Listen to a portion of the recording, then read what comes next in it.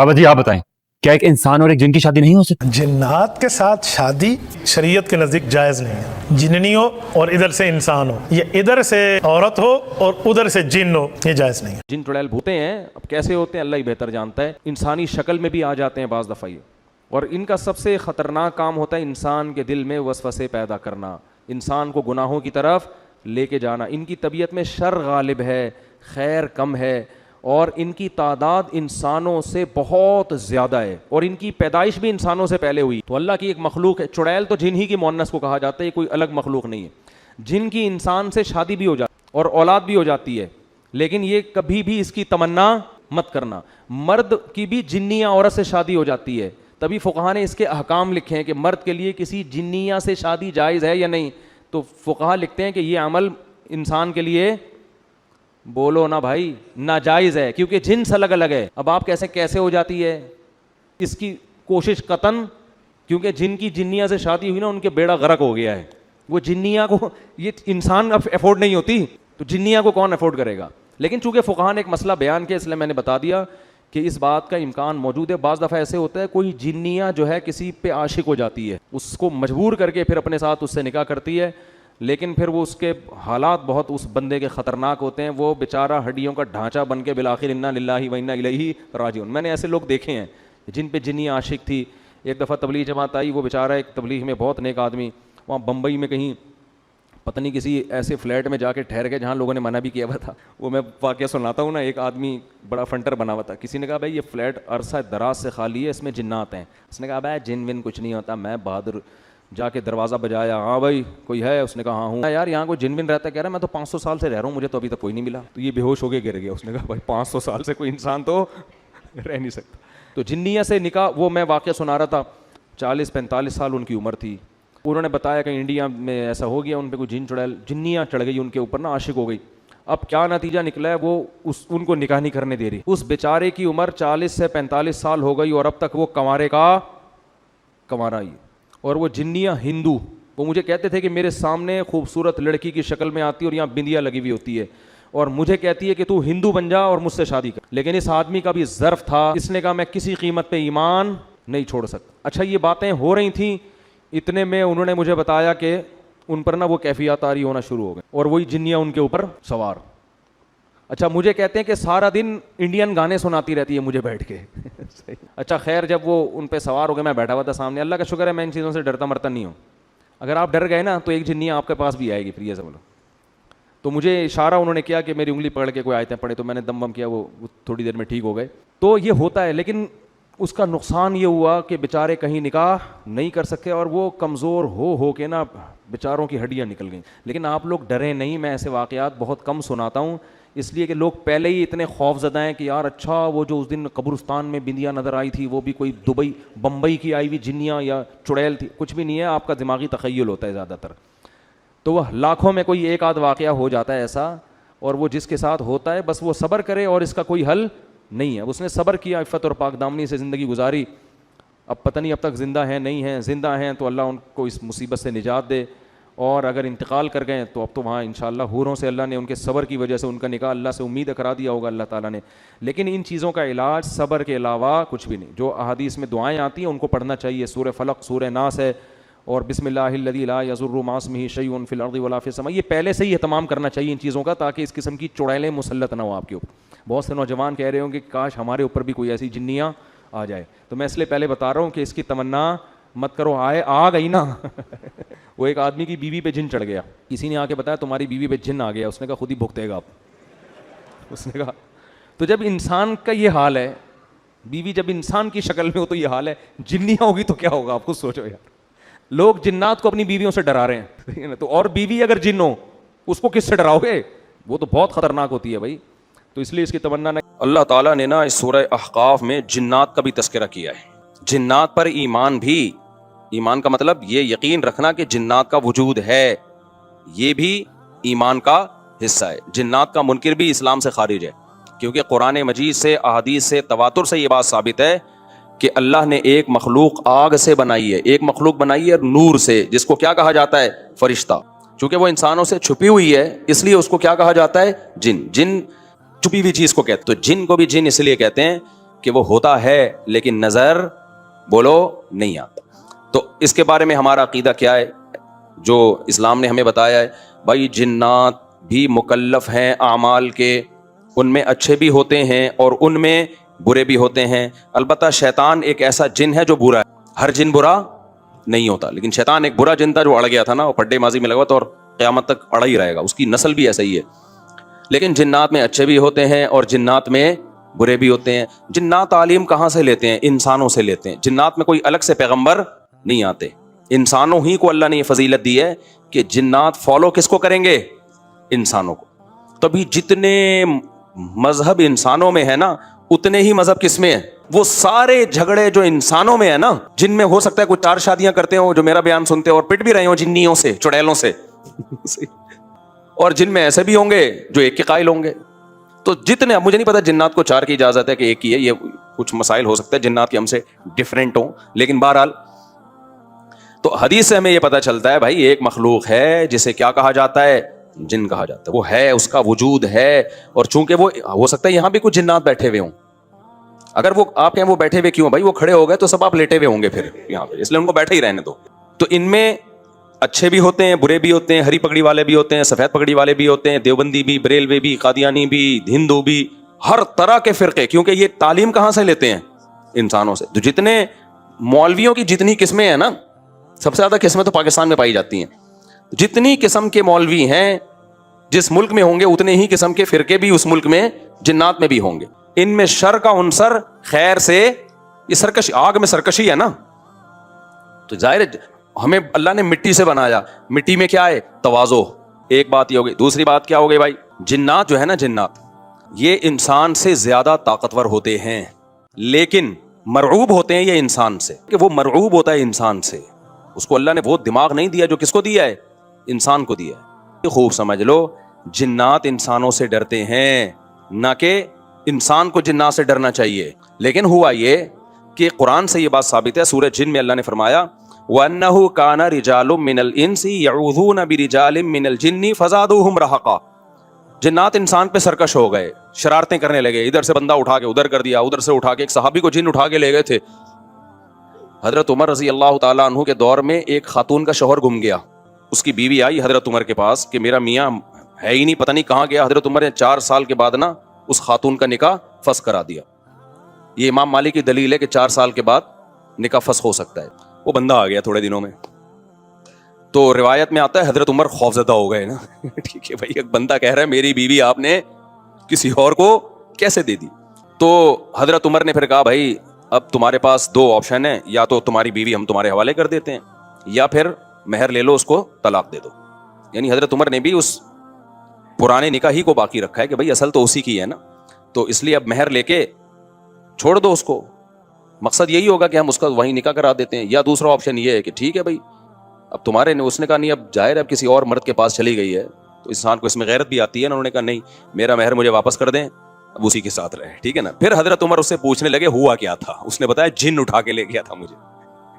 دفعہ ایسا ہوتا ہے کہ انسان کو جن بولو اغوا کر لیتا ہے. تو قرآن کیا کہتا ہے؟ لیکن آپ لوگ کے ساتھ نہیں ہوگا، خدا کا واسطہ جنات کو زیادہ لفٹ نہ کراؤ. پوری سیٹ اپ ہمارا برباد ہو گیا اس چکر میں. صحابہ میں بھی ایک واقعہ ہو گیا نا. یہ تھوڑی کہ ہر گھر میں جن یہ کر رہا ہے، دوسرے گھر میں جن وہ کر رہا ہے، تو تیسرے گھر میں جن نندوں کو لڑا رہا ہے، چوتھے گھر میں جن ساسوں کو لڑا رہا ہے. ہمارا تو پورا پروگرام یہیں سے شروع ہوتا ہے یہیں پہ ختم ہوتا ہے. ایک آدھ سینکڑوں میں کوئی ہو سکتا ہے جن اٹھا کے لے جائے، پھر واپس بھی کر کے میرا خیال ہے دے گیا. تو قرآن میں سورہ جن میں آتا ہے، جنات نے خود ہی یہ بات کہی کہ ہم سے انسان ڈرنے لگے اور ہم سے پناہ لینے لگے. ہم جیسے اللہ کی پناہ میں آتے ہیں نا مصیبتوں سے بچنے کے لیے، اعوذ باللہ ہم کہتے ہیں اللہ میں تیری پناہ میں آتا ہوں. تو لوگوں نے کیا کیا تھا؟ مشرکین نے جنات کی پناہ میں آنا شروع کر دیا کہ جنات ہمیں مصیبتوں سے بچائیں گے. تو جب جنات کو یہ لگا نا کہ ہم ڈرتے ہیں انسان سے اور یہ ہمیں اتنی ویلیو دے رہا ہے کہ یہ مصیبتوں سے بچنے کے لیے ہمارا سہارا لے رہا ہے، تو اس چیز نے جنات کو انسانوں پہ سرکش بنا دیا اور جنات اپنی اوقات سے باہر نکل. تو جنات بھی اپنے بارے میں یہ سمجھنے لگے کہ یار یہ اتنے بڑے بڑے انسان جو کیا کیا چیزیں ایجاد کرتے ہیں، لوہے کو پگھلا کے تلواریں بنا لی انہوں نے، اور جہاز ایجاد کر لیے، راکٹ ایجاد کر لیے، یہ کر لیا وہ کر لیا. تو یہ ہم سے ڈر رہے ہیں, ٹھک ٹھک ٹھک, بڑے بڑے سائنسدان بھی ہم سے کانپ رہے ہیں کہ پتہ نہیں مجھ پہ کسی نے کچھ کر دیا ہے اور یہ جنات یہ کر سکتے ہیں. تو جنات کو لگا کہ بھائی یہ اس سے کھیلو, اس سے کیا کرو, جیسے آپ کے جیب میں بندوق نہیں ہے لیکن کوئی ڈر رہا ہے.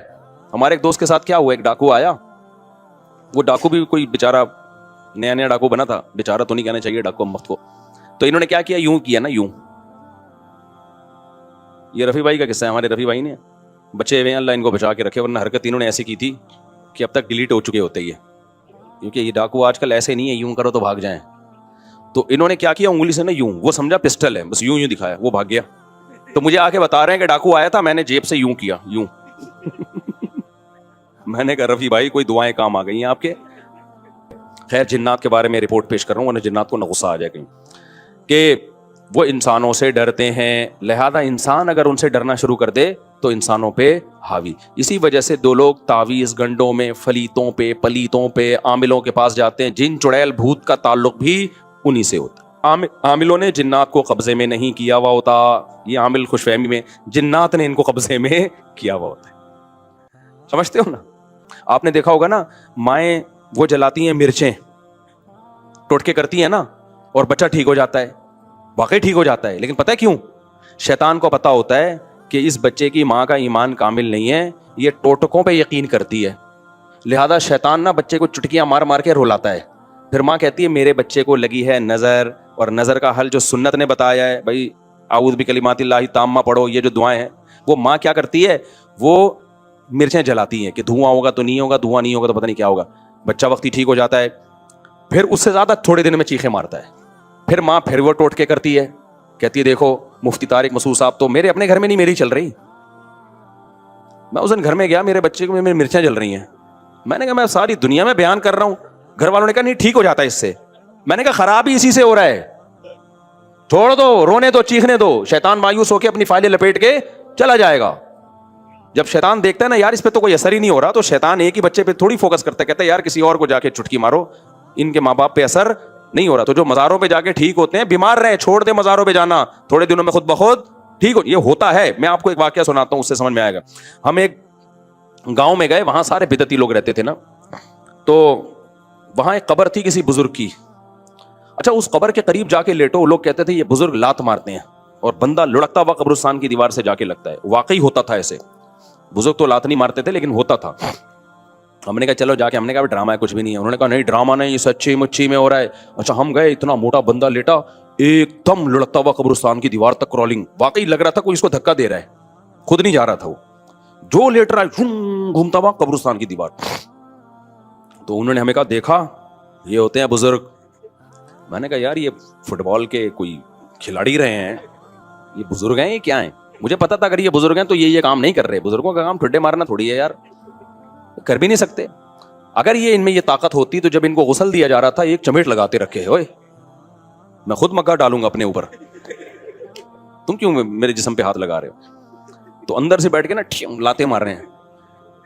میرا مقصد کسی بزرگ کی توہین نہیں ہے, ہو سکتا ہے وہ بزرگ ہوں, لیکن اگر ہیں تو بھائی یہ کام بزرگ نہیں کرتے. اب کیا تھا, اب باری آئی ہماری. میرے ساتھ ایک اور مولانا تھے, بہت چھوٹا قد تھا ان کا, دبلے پتلے. ان کا نام ہی ہم نے ملا مختصر رکھا ہوا تھا, یعنی میرے دوست تھے پرانے. اب کیا ہوا ہے کہ میں جا کے لیٹا, میں لیٹا تو کوئی لڑکی نہیں آ رہی. انہوں نے کہا ایسے کرو, اپنی آنکھیں بند کر لو, یہ ہاتھ یوں رکھ لو. ہم نے ہاتھ یوں رکھا, پھر بھی نہیں ہو رہا کچھ. انہوں نے کہا سورہ فاتحہ پڑھو. میں نے سورہ فاتحہ پڑھی, پھر بھی نہیں ہو رہا. سورہ اخلاص, سورہ فلق, سورہ ناس, سب کچھ پڑھ لیا. انہوں نے کہا اچھا ایک دفعہ خود تھوڑا سا موو کرو. ہم نے وہ بھی کر لیا, کچھ بھی نہیں ہوا. بڑے حیران ہوئے کہ یار یہ مسئلہ کیا ہے. پھر وہ مولانا مختصر آئے نا, جو بہت ہی لائٹ, وہ لیٹے, کچھ بھی نہیں ہوا. تو انہوں نے کہا تمہارا عقیدہ ٹھیک نہیں ہے. اچھا پھر کیا ہوا؟ ہم نے کہا باپ لیٹو.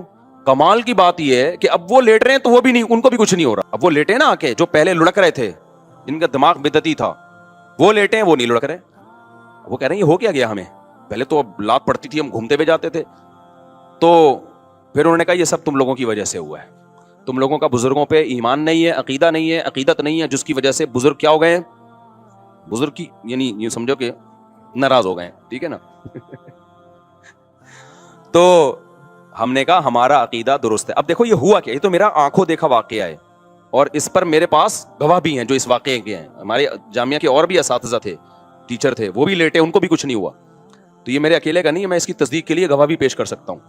तो हुआ क्या है ये समझो, ये वाकया बड़ा है, वाकया मकसद नहीं है, होता पता है क्या है, जिन्नात होते हैं ऐसी जगहों पे, जिन्नात को पता है कि ये कौम कब्र परस्त टाइप की है, ये कब्रों से अकीदत रखने वाली कौम है, तो ये जब यहाँ लेटेंगे किसी बुजुर्ग की कब्र पे, जिन्नात धक्का देते हैं उनको ताकि इनका साहिब कब्र से अकीदा मजबूत हो, फिर कल आके ये कब्रों से मांगें। मांगने की जगह मस्जिद है अल्लाह, तो ये किससे मांगेंगे यार? जब ये अंदर से बुजुर्ग यहां से किक मार के हमें वहां तक ले जा सकते हैं, तो ये मुझे औलाद क्यों नहीं दे सकते, ये क्यों नहीं कर सकते? तो जिन्नात ये हरकतें करते हैं। उन लोगों पर जिन्नात का वो चलता है जिनके बारे में जिन्नात को पता होता है कि यहां हमारी दाल गलेगी, तो जिन्नात वहां से चले गए थे। यही वजह है कि वो लोग अब दोबारा लेटे हैं तो उनको कुछ नहीं हो रहा, हालांकि पहले तो उनको हो रहा था। और इसी भी पता चला वो ड्रामा नहीं कर रहे थे, ड्रामा कर रहे होते तो दोबारा कर लेते। वो भी हैरान थे, अब ठुड्डा क्यों नहीं आ रहा भाई? हमने कहा भाई यहाँ जिन्नात थे, शयातीन थे जो तुम्हारा अकीदा खराब करना चाहते हैं। तो अब वो जिन्नात मार्केट से क्या हो गए हैं? शॉर्ट। अब समझ में आया जिन्नात का फलसफा। जो ये टोटके करते हैं, सिलबट्टे घुमाते हैं नजर उतारने के लिए, मिर्चें जलाते हैं, सारी टेंशनें उन्हीं के बच्चों के साथ होती हैं। और जो ये हरकतें नहीं करते उनके बच्चों के साथ ये टेंशनें नहीं होती। जो जादू टोनों पे ज्यादा बिलीव करते हैं, टोने के असर भी किस पे होते हैं? उन्हीं पे। जो कहते हैं अरे बाप में दम में तो ताबीज ला के रख दे कुछ भी नहीं होगा, उन पे वाकई कुछ भी नहीं होता। तो इसलिए मसनून दुआओं का बस एहतमाम किया करो। सूरह फलक, सूरह नास, नजर बस की जो दुआएं नबी ने बताई हैं इतना काफी है। इससे आगे अगर बढ़ने की कोशिश की तो जिन्नात से हिफाजत नहीं होगी। और जिंदगी में जो लोग आमिल के पास जाते हैं, चाहे देवबंदी आमिल हो, रायबंड का मुकीम हो, बिनौरी टाउन का हो, जामिया रशीद का हो, दारुल उलूम कुरंगी का हो, जामिया फारूकिया का हो, जामिया अशरफिया का हो, या बरेलवी आलिम हो, शिया हो, आमिल आलिम नहीं शिया आमिल हो, बरेलवी हो, हाजी हो, हरमैन के इमाम का इलाज करा के भी आया, वो कभी इन लोगों को लिफ्ट कराने की कोशिश बोलो मत करो। ये ऐसी खारदार झाड़ियां हैं, जो इसमें फंसा वो हमेशा के लिए बर्बाद। तो जो कुछ हो रहा है ना, अगर जिन आ भी रहा है, बस ये सूरह फलक, सूरह नास, आयतल कुर्सी, और कोई हल नहीं है इसका। समझते हो? नहीं इलाज हो रहा तो सब्र करो, सब्र से ही भागेगा जिन। क्योंकि जिन जब देखता है, देखो बचपन में हम किसी तालिब इल्म को छेड़ते थे ना, वो छिड़ता था तो छेड़ते थे, नहीं छिड़ता था तो नहीं छिड़ते। यार तो जिन भी कहते हैं जब ये छिड़ ही नहीं रहा इसको तंग कर रहा हूं, चलो भाई पतली गली से यहां से निकलो। और जब देखते हैं ना टेंशन ले रहा है, कभी उधर इलाज, कभी उधर इलाज, कभी वो आमिल, कभी वो आमिल, फिर जिन कहता है भाई ये जगह बेहतरीन सूटेबल है, यहां अगर मुझे किराया देके भी रहना पड़े तो रहना चाहिए।